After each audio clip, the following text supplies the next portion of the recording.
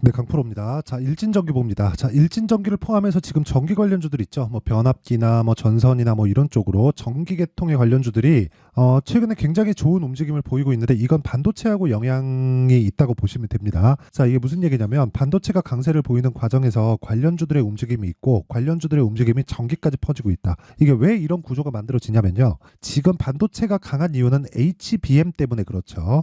HBM은 AI 반도체에 들어가죠. AI 반도체는 GPU입니다.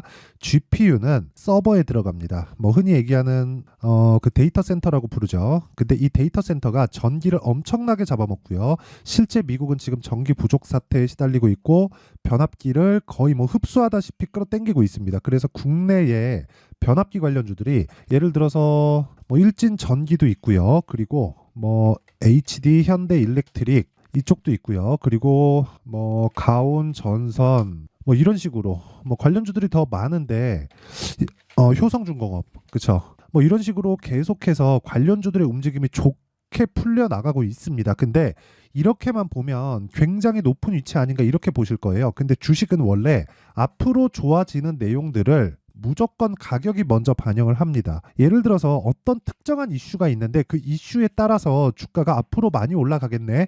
이런 게 아니에요.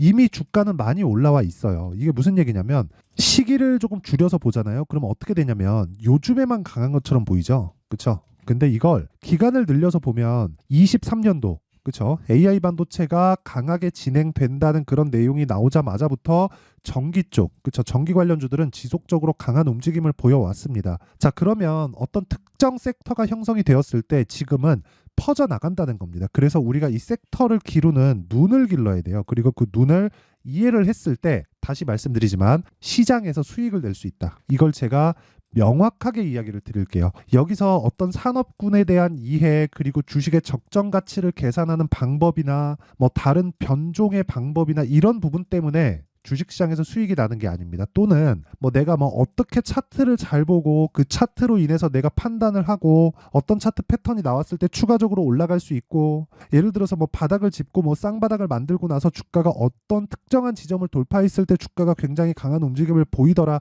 이런 내용 때문에 주가가 올라간다는 게 아니라는 거예요. 주식은 무조건 미래에 좋아질 내용을 가지고 올라가고 그 좋아질 내용은 아직 결과가 나오기 전이어야 된다는 겁니다. 그러면 올라가는 모든 주식은 실적이 좋지 않다. 한국은. 그래서 사이클 산업이라는 이야기가 나오는 겁니다. 미국 같은 경우에는 얘기가 달라요. 시장을 형성해서 앞으로 치고 나가기 때문에 실적이 좋아지는 과정에서도 주가가 올라가고요. 실적이 피크를 쳤다는 내용에 대한 부분이 사실상 언제 나올지는 모르겠으나 실적 피크에 대한 내용 자체가 이게 무슨 얘기냐면 예를 들어서 애플을 예로 들어봅시다. 애플은 소비자한테 직접 판매를 하죠. 그러면 소비자한테 판매하기 위해서 어떤 제품을 만들고요.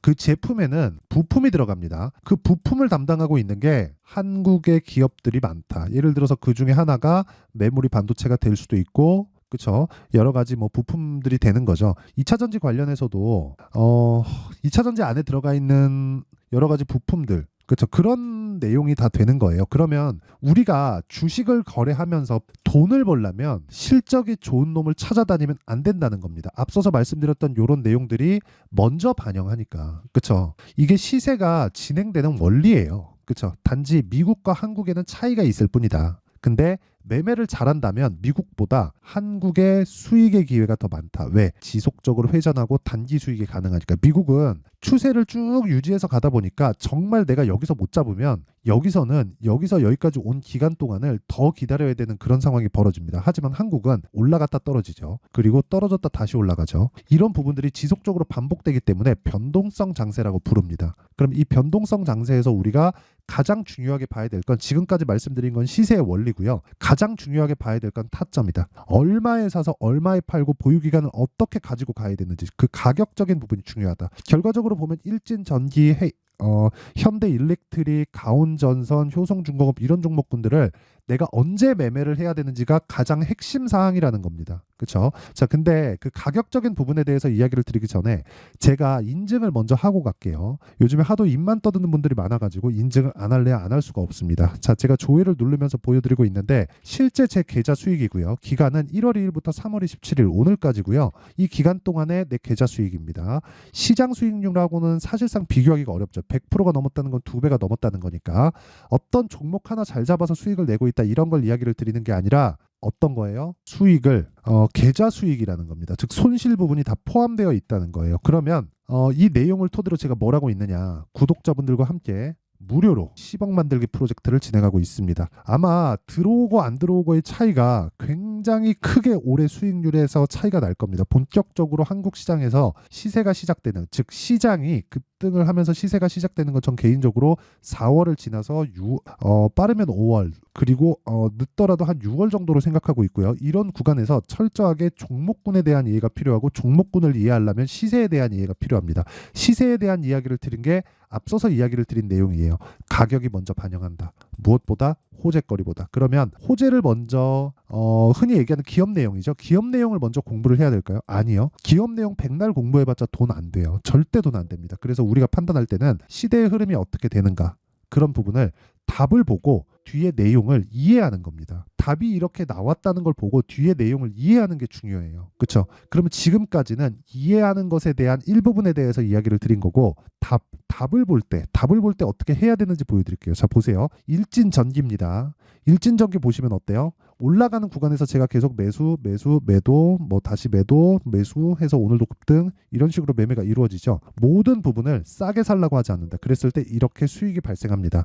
이건 적게 보이실 수 있습니다. 근데 지속적으로 매매하는 과정에서 내가 어떤 식으로 하는지 내용을 판단하면, 그렇죠? 내용을 보게 되면 이런 식의 움직임이 나온다는 겁니다. 자, 보세요. 반도체죠. 그렇죠? 반도체가 전기 쪽으로 이동하고 있죠. 이동 다음에는 냉각 쪽으로 갈 수 있습니다. 이런 부분에 이 스토리를 시세가 나온 이후에 판단을 하라는 겁니다. 근데 그 시세가 나온 과정에서 75% 며칠 걸렸나요? 하나, 둘, 이틀 걸렸죠. 이런 식의 수익을 지속적으로 낼 수 있는 상황을 만들어라. 이게 정말 중요한 겁니다. 이거 말고도 네페스 아크나 그런 부분을 보더라도 어때요? 돌파 구간의 매수, 상한가 한방, 그 다음날 매도 32% 정도의 수익 구간. 그렇죠? 이런 부분을 만들었을 때 꾸준하게 나만의 수익 모델을 만들 수 있고, 이런 내용에 대해서 내가 잘 모르겠다 하시는 분들은요, 소통방으로 들어오시면 되고, 아까 전에 말씀드렸었던 10억 만들기 프로젝트를 소통방에서 무료로 진행합니다. 왜? 채널 성장을 위해서. 그래서 구독과 좋아요 요거 눌러주시고요. 상단에 있는 전화번호로 10억이라고 문자 보내주시면 제가 소통방 입장 링크를 순차적으로 공유를 해드리도록 하겠습니다. 자, 그러면 어떤 류의 종목을 하는지, 그리고 이런 매매를 했을 때 내 계좌 수익이 어느 정도 나왔는지 알았죠? 그럼 요걸 가지고 우리가 반도체를 포함해서 전기 관련주들에 대한 전체적인 움직임을 체크를 해보자고요. 지금 실적에 대한 부분이 굉장히 좋아졌을까요? 내용 봅니다. 그렇죠. 올해 예상치는 좋습니다. 근데 이거 말고 뭐 일진전기나 이런 종목들 보잖아요. 그러면 실적에 대한 부분이 23년도보다 훨씬 더 커진 그런 상황이 나오고 있죠. 분기당으로 보더라도 예상치가 아직까지 24년도에 예상치가 아직 안 나왔는데, 이런 부분에 대한 내용을, 그렇죠? 이런 거예요. 그러니까 22년도 300억, 600억, 23년도 실적은 2배 증가했죠. 근데 주가는 어떻게 나왔나요? 23년도 대비해서 5천원부터 2만원까지 훨씬 더 많이 올라간다는 거죠. 그러니까 우리는 확인을 하고 매매를 했을 때 충분히 올라갈 수 있는 상황을 만들 수 있다는 거예요. 그랬을 때 아까 전에 보여드렸었던 계좌 수익을 만들어낼 수 있다는 겁니다. 그러니까 중요한 건 내가 얼마에 사서 얼마에 팔아야 되는지지, 어떤 내용 때문에 올라간다 이쪽을 보다 보면 이쪽에 매몰되게 되고 수익을 못 낼 수 있는 상황이 나한테 계속 생깁니다. 왜? 그 종목을 믿게 되거든요. 떨어지면 팔아야 되는데 그 떨어지는 과정에서 이 종목은 떨어질 리가 없어, 또는 앞으로 추가적으로 성장할 거야, 이런 부분에 대해서 내가 믿고 있다고 하더라도 시세가 내리면 그 보고 있는 것 자체가 너무 짜증나요. 그러니까 그런 상황 자체를 만들지 않으려면 타점에 대한 이해가 필요한 거고, 그 타점에 대한 이해를 아까 전에 말씀드렸었던 제가 소통방에서 다 공개를 한다는 겁니다. 오늘도 비올, PSK 홀딩스 이런 식으로 매매 진행이 됐고, 그렇죠? PSK 홀딩스는 전기 관련주와 연관이 되어 있는 반도체입니다. 이 내용에 대한 부분을 이해를 했을 때 종목에 대한 범위, 내가 매매를 해야 되는 범위는 굉장히 좁아집니다. 그래서 이렇게 제가 강하게 이야기를 드리는 거고, 이런 내용을 제가 소통방에서 다 무료로 공개하고 있으니까 매매하는 과정에서 내가 너무 어렵다 한다면 소통방으로 들어오시고요. 돈 안 받는다. 왜? 채널 성장을 위해서. 자, 그래서 구독과 좋아요 요거 눌러주시고요. 상단에 있는 전화번호로 10억이라고 문자 보내주시면 제가 소통방 입장 링크를 순차적으로 공유를 해드리도록 하겠습니다. 자, 그러면 내용 정리 한번 할게요. 주식시장은 미래 가치를 가격이 먼저 반영한다. 근데 가격이 먼저 반영하면 가격이 먼저 떴을 때 실적이 좋아진다는 게 되고, 이건 다음 문제고, 올라가는 상황에서 신고가를 거쳐서 주도주가 된다는 거니까 지금 신고가에 있는 종목이 4월, 5월 달에 주도주가 될 수 있다는 거예요. 그럼 끝이에요. 그럼 끝입니다. 그쵸? 그러면 지금 상황에 대입했을 때 그 종목군을 얼마에 판단해서 어떻게 내가 분류를 해 갈지, 그리고 종목군들 선정을 어떻게 할지, 그 내용을 제가 이해를 시켜 드릴 테니까 영상 끝까지 시청하시고요. 모든 분들이 성공 투자하셨으면 참 좋겠습니다.